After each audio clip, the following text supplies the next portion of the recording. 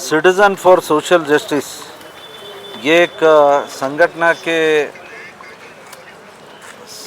एक संगठना के मुखांतर हम मतलब सभी लोग जो बैकवर्ड कम्युनिटी के हैं, जो दीन दलित कम्युनिटी के हो, वेरियस ऑर्गेनाइजेशंस के नीचे ये कार्यक्रम करने वाले हैं। इसका मुख्य इसका एक उद्देश्य क्या है, इमरजेंसी में क्या हुआ, इमरजेंसी लागू क्यों हुआ और कॉन्स्टिट्यूशन अमेंडमेंट कौन करे, इसके बारे में हम वो एक फंक्शन में हमारे कुछ लीडर्स के मुखांतर उनके तरफ से ये बोलने की कोशिश हम कर रहे हैं। और सबसे बड़ी बात यह है कि कांग्रेस पार्टी अपनी खुद की कुर्सी बचाने के लिए ये सब कर रहे हैं और ये आज के पीढ़ी या लोगों को नहीं मालूम है, लेकिन हमको उनको बताना है कि कांग्रेस पार्टी अपना अस्तित्व के लिए वो कुछ भी करते हैं। अमेंडमेंट भी किए हैं, अंबेडकर को जो स्थान देना था वो भी नहीं करे। वो जब उनकी मौत हो गई तो भारत देश में उनका बॉडी लाने के लिए जो सुविधा या जो ये करना था वो भी नहीं किए और उनको जगह भी नहीं दिया दफनाने के लिए। इतना बड़ा अन्याय अगर कोई अंबेडकर को किया है तो कांग्रेस पार्टी छोड़ के कोई नहीं किया। और आज हम लोगों को बताना चाहते हैं इस कार्यक्रम के मुखांतर कि कितना है ना ये कांग्रेस पार्टी कैसा है, अमेंडमेंट क्यों किया, ये सभी चीज़ है ना सबके सामने रखने वाले। ये कार्यक्रम 25 तारीख को दोपहर में 3 बजे रंग मंदिर में ये कार्यक्रम आयोजन किए हैं। मैं सभी को विनती करता हूँ वो कार्यक्रम में भागी होके यशस्वी करने के लिए मैं विनती करता हूँ। ಸಾಮಾಜಿಕ ನ್ಯಾಯಕ್ಕಾಗಿ ನಾಗರಿಕರು ಸಿಟಿಜನ್ ಫಾರ್ ಸೋಷಿಯಲ್ ಜಸ್ಟಿಸ್ ಈ ಒಂದು ಸಂಘಟನೆಯ ಅಡಿಯಲ್ಲಿ ಇದೇ 25ನೇ ತಾರೀಕಿಗೆ ಮಧ್ಯಾಹ್ನ 3 ಗಂಟೆಗೆ ರಂಗಮಂದಿರದಲ್ಲಿ ತುರ್ತು ಪರಿಸ್ಥಿತಿ ಸಂವಿಧಾನಕ್ಕೆ ಮಾಡಿದ ಅಪಚಾರ ಈ ವಿಷಯ ಕುರಿತು ಮಾನ್ಯ ಎನ್ ಮಹೇಶ್ ಅವರು ಹಿಂದಿನ ಮಂತ್ರಿಗಳು ಅವರು ಆ ಕಾರ್ಯಕ್ರಮದಲ್ಲಿ ಮುಖ್ಯ ಭಾಷಣಕಾರರು ಅವರು ಬರ್ತಾ ಇದ್ದಾರೆ. ಮಾನ್ಯ ಈಗಿನ ವಿಧಾನ ಪರಿಷತ್ ಸದಸ್ಯರು ಹಿಂದಿನ ಮಂತ್ರಿಗಳು ಮಾನ್ಯ ಸಿ ಟಿ ರವಿ ಅವರು ಬರ್ತಾ ಇದ್ದಾರೆ ಮುಖ್ಯ ಅತಿಥಿಗಳಾಗಿ. ಮತ್ತು ಇನ್ನೊಬ್ಬರು ಶ್ರೀಧರ್ ಪ್ರಭು ಅಂತನವರು ನ್ಯಾಯವಾದಿಗಳು ಹೈಕೋರ್ಟ್ ಆಫ್ ಕರ್ನಾಟಕ ಬೆಂಗಳೂರು. ಇವರು 3 ಮಾನ್ಯರು ಆ ಕಾರ್ಯಕ್ರಮದಲ್ಲಿ ಪಾಲ್ಗೊಂಡು ಈ ವಿಷಯ ಕುರಿತು ಅವರು ಮಾತನಾಡೋರಿದ್ದಾರೆ.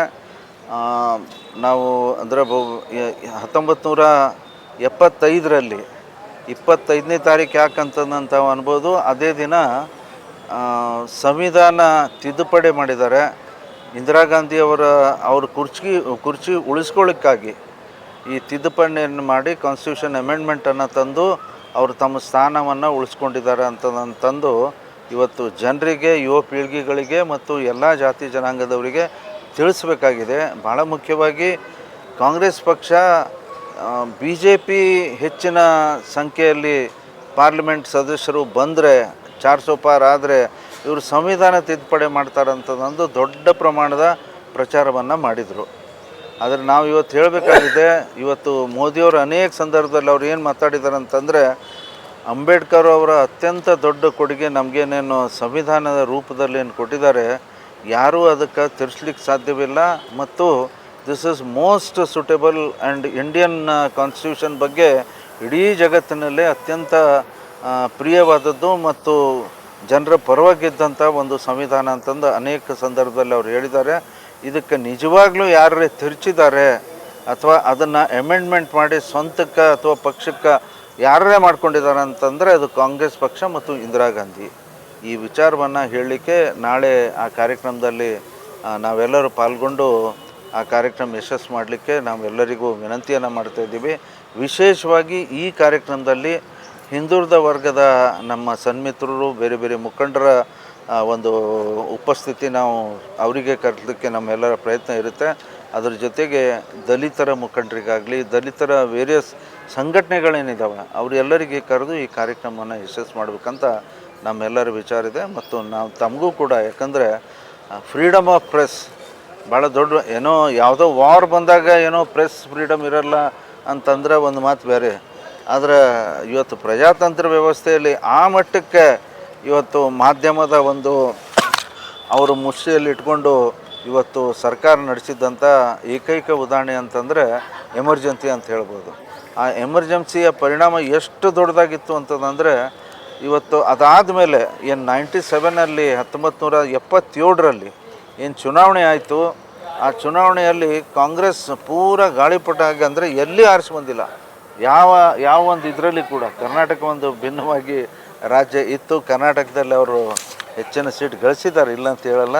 ಅದರ ನಾರ್ದರ್ನ್ ಸ್ಟೇಟ್ 12 ರಾಜ್ಯಗಳಲ್ಲಿ 1 ಸೀಟು ಗೆದ್ದಿಲ್ಲ. ಆ ಥರದ ಒಂದು ಪರಿಣಾಮ ಎಮರ್ಜೆನ್ಸಿ ಬೀರಿತ್ತು. ಆ ನಡೆದಂಥ ವಿಚಾರಗಳನ್ನು ಮತ್ತು ಅನೇಕ ಮಹನೀಯರು ಯಾರು ಎಮರ್ಜೆನ್ಸಿಯಲ್ಲಿ ನಮ್ಮ ಭಾಗದಲ್ಲಿ ಏನು ಜೈಲಿಗೆ ಹೋಗಿದ್ದಾರೆ ಅವ್ರನ್ನೆಲ್ಲರೂ ಕರೆಸಿ ಸನ್ಮಾನ ಮಾಡೋದು, ಅವ್ರಿಗೆ ಗೌರವ ಕೊಡುವಂಥ ಒಂದು ಕಾರ್ಯಕ್ರಮ ಮಾಡ್ತೀವಿ. ಆ ಕಾರ್ಯಕ್ರಮ ಯಶಸ್ಸು ಮಾಡಬೇಕಾಗಿ ತಮ್ಮೆಲ್ಲರಲ್ಲಿ ಕೂಡ ತಮ್ಮ ಒಂದು ಮಾಧ್ಯಮದ ಮುಖಾಂತರ ಕೂಡ ಜನರಿಗೆ ತಿಳಿಸುವಂಥದ್ದು ಮತ್ತು ತಾವು ಕೂಡ ಆ ಕಾರ್ಯಕ್ರಮದಲ್ಲಿ ಪಾಲ್ಗೊಳ್ಬೇಕು. ಆ ಇನ್ವಿಟೇಷನ್ ಕೂಡ ತಮಗೂ ಕಳಿಸ್ತೀವಿ ಅಂತ ಈ ಸಂದರ್ಭದಲ್ಲಿ ಹೇಳಬಯಸ್ತಾರೆ. ಸಂವಿಧಾನ ತಿದ್ದುಪಡಿಗೆ ನಿಮ್ಮ ಬಿಜೆಪಿ ಸಚಿವರು ಕೇಂದ್ರ ಸಚಿವರು ಹೇಳಿದಾರಲ್ಲ ಸರ್, ಓಪನ್ ಸ್ಟೇಜಲ್ಲಿ ಹೇಳಿದ್ದಾರೆ ನಾವು ಸಂವಿಧಾನ ಚೇಂಜ್ ಮಾಡ್ತೀವಿ ಅಂತ. ಸರ್, ಇದು ಹೇಳಿ ಹೆಚ್ಚು ಕಡಿಮೆ 7-8 ವರ್ಷ ಆಯಿತು. ಏನು ಆ ಹೇಳಿದವರು ಕೂಡ ಸ್ಪಷ್ಟವಾಗಿ ಹೇಳಿದ್ದಾರೆ ಮತ್ತು ನರೇಂದ್ರ ಮೋದಿಯವರು ಸ್ವತಃ ಆ ಥರ ಯಾವುದೂ ಪ್ರಶ್ನೆಯೇ ಇಲ್ಲ ನಾವು ಮಾಡುವಂಥದ್ದು ಅಂತಂದು ಅನೇಕ ಸಂದರ್ಭದಲ್ಲಿ ಸ್ಪಷ್ಟೀಕರಣ ಕೊಟ್ಟಿದ್ದಾರೆ.